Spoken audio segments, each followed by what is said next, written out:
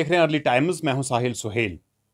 5 अगस्त 2019 को आर्टिकल 370 का जो है एब्रोगेशन हुआ। उसके बाद सियासी सूरत हाल जम्मू कश्मीर में तब्दील हुई।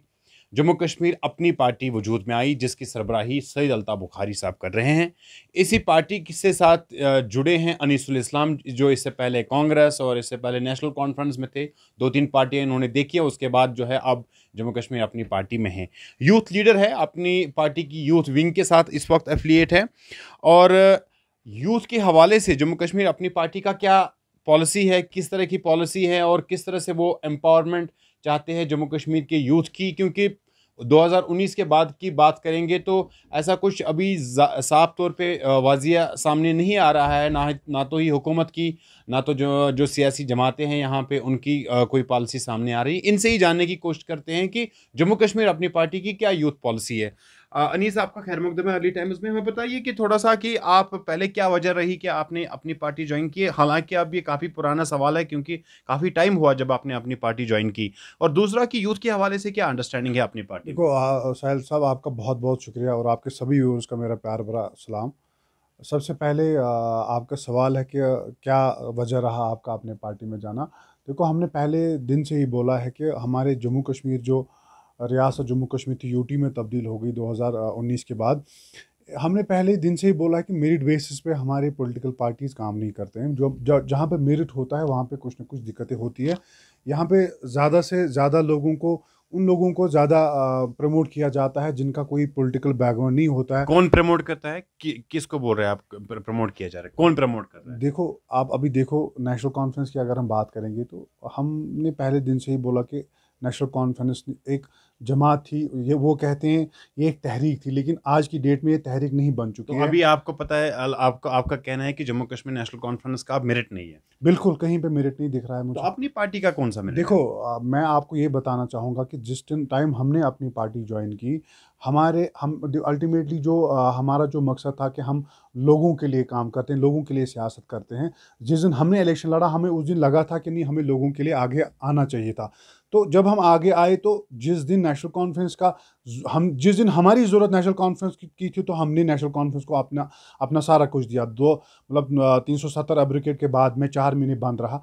जब हमारा टाइम आया नेशनल कॉन्फ्रेंस को कुछ देने के लिए, तो उन्होंने हमें नहीं दिया, उन्होंने हमें रिजेक्ट किया। तो आप किस तरह का प्रमोशन चाहते हैं, किससे आप उम्मीद कर रहे हैं कि आपको प्रमोट करें। देखो, प्रमोशन की बात नहीं, अगर आप मेरिट बेसिस पे देखते हैं, भाई, अगर मेरिट बेस की पे ही बात करते हैं। अब आपका कहना है कि अपनी पार्टी के पास मेरिट है, मुझे नहीं पता कौन सा मेरिट है आपके पास, लेकिन अब आप चाहते हैं आपको प्रमोट करे। कौन कौन आपको देखो प्रमोट देखो करे। देखो, प्रमोट की बात नहीं। देखो, अपनी पार्टी ने अभी कोई इलेक्शन लड़ाई नहीं, अभी पार्टी नई नई अभी एक 1.5 साल से वजूद में आई है। अभी इलेक्शन अभी लड़ना है, ठीक है ना। हम्म। लेकिन जो मैं अभी आज की डेट में देख रहा हूँ कि पार्टी में जिस तरीके से जो बंदा काम कर रहा है, जिसको जो डिजर्व कर रहा है, उसको वो चीज़ें मिल रही है। अगर कोई बंदा कहीं पे डिजर्व कर रहा है तो वो वहाँ पे सेटिस्फाई है। हम्म। तो यूथ के हवाले से, जैसे मैं पहले ही देखो, मैंने आपसे पूछा था, यूथ के हवाले से अपनी पार्टी का कोई पॉलिसी बना है, कोई डॉक्यूमेंट बना है यूथ के हवाले, क्या उनको एम्पावर करने के लिए, सिर्फ एम्प्लॉयमेंट नहीं बल्कि और ज़्यादा उन्हें स्पेस देने के लिए, क्योंकि अभी हम देख रहे हैं कि यूथ को उतनी ज़्यादा स्पेस नहीं मिल रही है बोलने की। आपकी भी पार्टी है, आपकी भी ज़्यादा कन्वेंशन यूथ के हवाले से नहीं हो रहे हैं देखो जहाँ पे यूथ अपने आप को जो है एक्सप्रेस करें। इस हवाले से क्या कर रहे हैं देखो आप। देखो, बदकिस्मती की बात यह है कि जब 370 यहाँ से एब्रिगेट हुआ, 35 एब्रिगेट हुआ, एक नारा दिया था यहाँ पे। हमारे एलजी साहब हुआ करते थे उस दिन, सत्यपाल मलिक, उसने बोला दूसरे तीसरे दिन प्रेस कॉन्फ्रेंस में कि 50,000 लोगों को हम नौकरी देंगे। लेकिन बदकिस्मती की बात है कि ग्राउंड पे हमने 5 लोगों को भी नहीं देखा। सिर्फ दावे, सिर्फ मीडिया में दावे आ रहे हैं, ग्राउंड पे कोई चीज़ इंप्लीमेंट नहीं हो रहा है। और अभी 1-1.5 महीना पहले आपने देखा कि अनएम्प्लॉयमेंट जो रेटिंग बढ़ी है वो सबसे ज़्यादा जम्मू कश्मीर यूटी में बढ़ी है। तो दावा कहाँ पे है? अगर बीजेपी सरकार बोल रही है हम वहाँ पे ये करेंगे, हम वहाँ पे वो करेंगे, लेकिन ग्राउंड पे कुछ मिलने को नहीं दिख रहा है।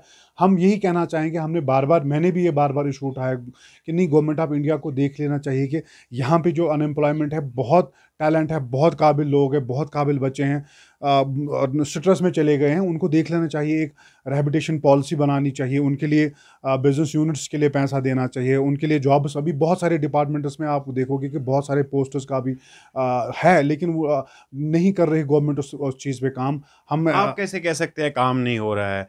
जो इंडस्ट्रियल सेक्टर है उसमें तो अब 400 कंपनीज आ रही है। सईद अल्ताफ़ बुखारी साहब के बेटी की कंपनी 500 करोड़ रुपए उसमें इन्वेस्ट कर रही है, आपकी पार्टी के साथ है। सईद अल्ताफ़ बुखारी साहब आपकी पार्टी के सरबराह है। आप कैसे कह सकते हैं कि नहीं देखो हो रहा है। देखो देखो साहिल साहब, अल्ताफ बुखारी साहब साहब हमारे पार्टी के प्रेसिडेंट हैं, लेकिन उसके अलावा वो एक बड़े बिजनेस टाइकून है। उसने आज नहीं है कि अल्ताफ़ बुखारी साहब अपनी पार्टी के प्रेसिडेंट है तो आज उसने बिजनेस स्टार्ट किया, वो पहले से ही 20 साल पहले बिजनेस टाइकून है। हाँ, वो एक अच्छा बिजनेस पूरे, अगर इंडिया की बात करें, अल्ताफ़ बुखारी साहब एक अच्छे बिजनेस मैनों में माने जाते हैं। तो अगर उन्होंने इनिशिएटिव लिया हमारे जम्मू कश्मीर में इन्वेस्टमेंट करने का, तो ये तो अच्छा इनिशिएटिव होगा ना। आप भी कह रहे हैं कि गवर्नमेंट कुछ काम नहीं कर रही है। देखो मैं बता रहा हूँ कि अगर अल्ताफ़ बुखारी साहब हमारे रियासत जम्मू कश्मीर में इन्वेस्टमेंट कर रहे हैं, अच्छी बात है ना हमारे नौजवानों के लिए, तो एक अच्छी खुशखबरी। अगर मैं कहाँ कह रहा हूँ बुरी बात है, आपने अभी कहा कि गवर्नमेंट काम नहीं कर देखो रही। हाँ, ये बात तो मैंने कहा, लेकिन जो होना चाहिए ना इन 2 सालों में अभी दिखने को नहीं मिल रहा। क्या होना चाहिए आपके हिसाब से? अभी देखो हमारे जब 370 एब्रोगेट हुआ उसके बाद बहुत सारे वादे किए गए। उसके बाद आपने होम मिनिस्टर की भी प्रेस कॉन्फ्रेंस देखी, ऑन द फ्लोर उसने पार्लियामेंट में बहुत सारी चीज़ें बोली। क्या बहुत सारी उसने क्या बोला? स्टेटहुड इलेक्शन के बाद देंगे। देखो स्टेटहुड हम देखो उसकी बात नहीं करेंगे, वो तो देना ही देना है इनको, ठीक है ना। हम बोल रहे हैं कि उन्होंने कहा कि एक रिहेबिलिटेशन पॉलिसी, वहाँ के वहाँ की सियासत जमाते हैं, उन्होंने सिर्फ डायनास्टिक पॉलिटिक्स, घर के लिए पॉलिटिक्स करी है। अब हम वहाँ के नौजवानों को जो डिजर्व करते हैं नौकरियाँ, उनको हम दे देंगे नौकरियाँ। जो डिजर्व करते हैं कोई काम के लिए, कोई बिजनेस के लिए, उनको हम सारी चीज़ें देने के लिए खानदानी सियासत और नौकरियां देना, इसका क्या तालमेल है? वो तो बीजेपी ने ऑन द फ्लोर बोला ना कि वहाँ के तालमेल क्या है? तालमेल कुछ नहीं है, लेकिन बीजेपी का कहना था कि जो वहाँ पे पॉलिटिक्स चल रही थी, उन्होंने सिर्फ अपने जो उनके वेल विशर्स थे उनको उन्होंने नौकरियां दी है।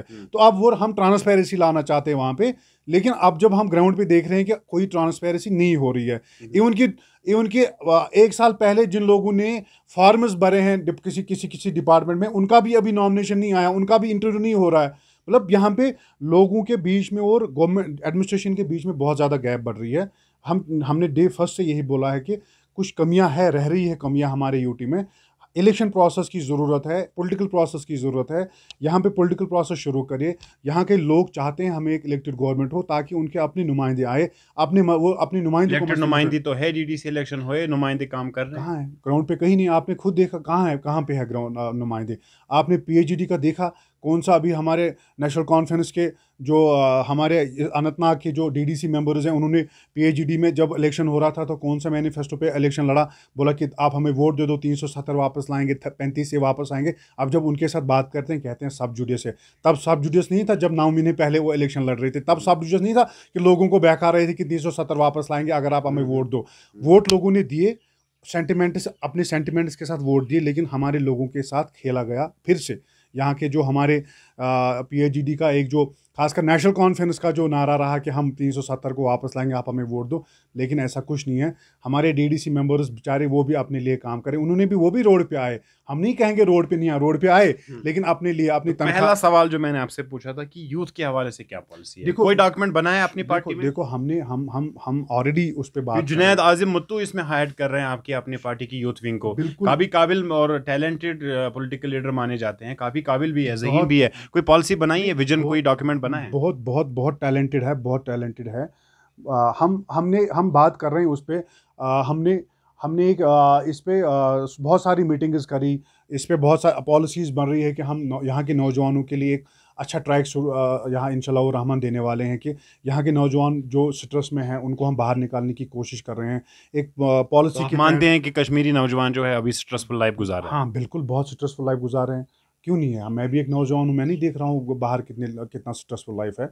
क्योंकि जो बंदा डिजर्व करता है कुछ, उसको जब कुछ मिलता ही नहीं। आपको तो अपॉर्चुनिटी मिल रही है अपनी पार्टी को, होम मिनिस्टर से भी मुलाकात होती है, प्राइम मिनिस्टर से भी आपकी सुप्रीमो की मुलाकात होती है। आप ये बातें वहाँ पे नहीं रखते हैं कि स्ट्रेसफुल लाइफ नौजवान गुजार? देखो सिर्फ हमें ही मौका नहीं मिलता है। वो प्राइम मिनिस्टर जो है पूरे इंडिया को रिप्रेजेंट करता है, होम मिनिस्टर पूरे इंडिया को रिप्रेजेंट करता है। हमारे बाकी जमाते के जो प्रेसिडेंट्स है वो नहीं मिलने जाते। मैं कह रहा हूँ वो भी मिलने जा रहे हैं, लेकिन आपकी पार्टी भी मिलने जा रही है, तो वो नहीं ये बातें रखती है। देखो हमने किया, जो देखो जब 370 एब्रोगेट हुआ उसके बाद एग्रीकल्चर लैंड का जो मसला बना, हमने उस इशू पे बात करी, तो वो मसला हमने तो आपको मैं बताता हूँ आपकी नॉलेज के लिए कि वो डीएम के पावर से आप एग्रीकल्चर को किसी भी पर्पस के लिए इस्तेमाल कर सकते हैं, वो कमर्शियल बनेगा और उस तरह से वो भी सेल हो जाएगा। वो ठीक है, लेकिन आपने कुछ दिन पहले भी एलजी का एक बयान देखा कि एग्रीकल्चर लैंड यहाँ पे कोई नहीं खरीद सकता है, बाहर का कोई लेकिन भी। आपने वो ऑर्डर नहीं देखा है जिसमें डीएम को, डिस्ट्रिक्ट जो मजिस्ट्रेट होता है, डीसी होता है, उसको पावर्स मिले हैं कि वो जो agriculture land non agriculture purpose के लिए इस्तेमाल नहीं हो रही थी, अब डीसी किसी भी लैंड को